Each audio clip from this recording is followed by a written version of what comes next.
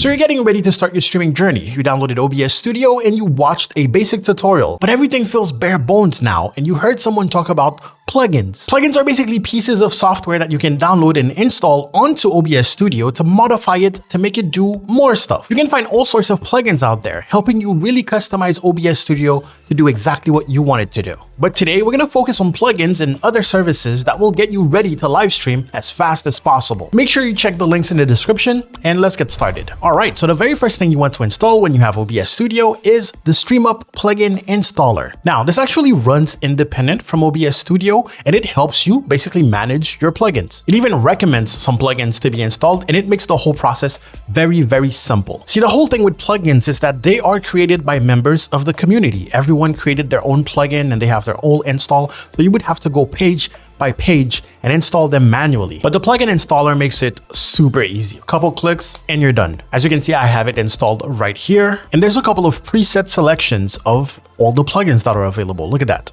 So you have required plugin, you have recommended plugins. You'll see there's more here. You can combine them. You can install all plugins, which I would say no, don't do that. But then you can also find outdated plugins. So this is a list of all my current plugins that are completely outdated. I don't have anything outdated for once. But if you have outdated plugins, it will automatically select them and basically you click download and it updates them for you. Now, one thing to note is that by default, it's not necessarily going to be your OBS Studio folder. I personally set mine to that folder because I have the automatically extract option and basically it just installs everything directly, right? But it will give you some warnings like running with elevated privileges and blah, blah, blah. Basically the software will modify your OBS. So it's risky, but to me personally, it's very convenient. I don't want to do anything manually. So I kind of trust this software to go in and put the right plugins where they need to be. I'm not saying you should do that. I'm just letting you know that's how I do it. All right, so the next one is an actual plugin for OBS and it's an Elgato plugin. If you go to elgato.com, you go to downloads,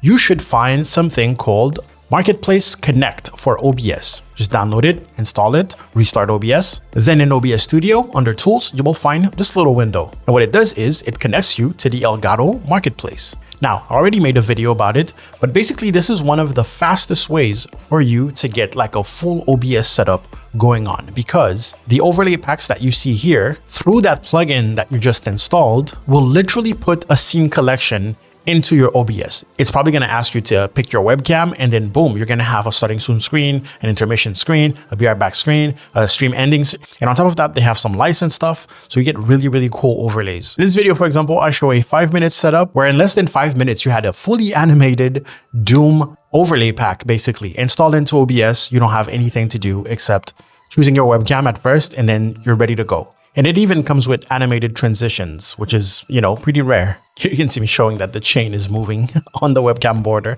Cool stuff. So that's just one of the many, many overlays they have. Now, they're not all free, but you still have a bunch of options and I'm working with them to try to get some of my stuff in there. So at this point, you have your plugin installer / updater, and you have a full overlay pack. What else is very important when you're a live streamer? Clips. This time we're going to Aitum.tv and we're going to find their Aitum vertical plugin. So this one is very simple. It basically gives you a vertical canvas in OBS Studio on top of your normal canvas. So you can use this one to record separately. You can do backtracking, which is kind of like shadow play or metal or OBS's replay buffer, basically records in the past. And it gives you every option that OBS already gives you, which means that you can absolutely set up your camera already, your gameplay already, so that when you clip something, you don't have to go to another service and like place your camera again, like you do on Twitch clips, for example, and then maybe upload a logo to put your name in there. You don't have to do that. You can already do this in OBS and have your clip ready to post. Also, you get to link your vertical scenes with your normal scene. So if you want to have a different scene for starting soon, be right back, gameplay, all you have to do is switch it how you would normally switch it, and then the vertical scenes will also follow up. It is a lifesaver.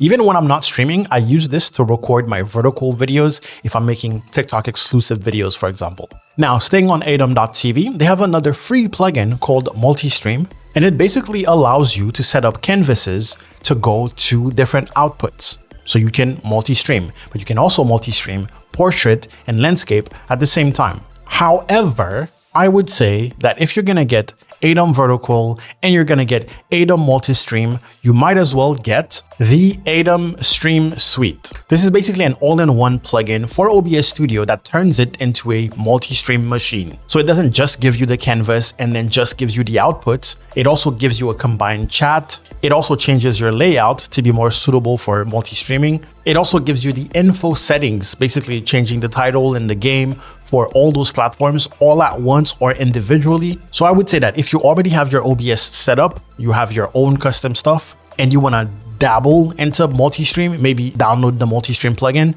But if you know for sure that you're going to be multi-streaming from now on, the streaming suite is great. It lets you stream on YouTube, Twitch, Kick, anything that allows you to put in a stream key, basically. So if you have a stream key for TikTok, yes, you can stream on TikTok vertical. What about YouTube vertical? Yes, YouTube vertical and YouTube landscape at the same time with different canvases that are in OBS Studio, completely customizable, all that good stuff. Okay, so now that we have overlays sorted and we have our multi-streaming sorted, our vertical clipping machine sorted, it's difficult to not immediately go into like gimmick plugins, but source clone is actually very important because every time you try to modify a source and you don't want the filters that you put on that source to affect it in every scene, it's great to have a source clone. For example, your webcam. Let's say that you have a scene where you want your webcam to look a certain way with some filters, with saturation. All you would have to do is add a new source, select source clone, pick your webcam as the source to be cloned, and then add your effects.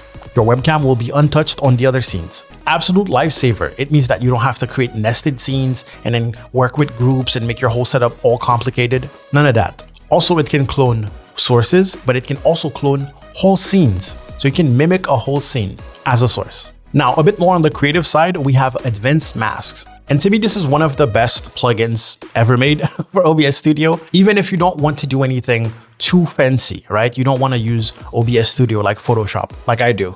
It allows you to quickly give your sources a little bit of shape to make them look less bland. So just in a couple clicks, your webcam could look like this, or maybe if you want it to be another shape. So just in a couple clicks, you can add a shape to whatever source you want, or make it pop and just give it a little bit of style. You want a circular webcam? 3 clicks. You want a hexagon? You want a pentagon, hexagon, octagon? Couple clicks. You want to be a star? That's the plugin for you. You want to be in my heart? But this is also the perfect plugin to start dipping your toe into doing cool stuff with OBS Studio to make your scenes look better. As simple as it seems, it's a very, very, very powerful plugin. Now, after that, I would say that any other plugin that you might want to install is very, very much personal preference.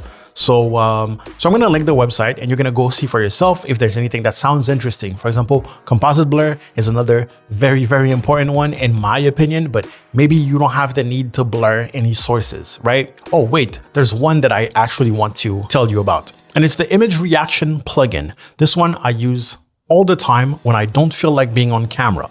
If you're starting out live streaming, there will be days where you don't feel like being on camera.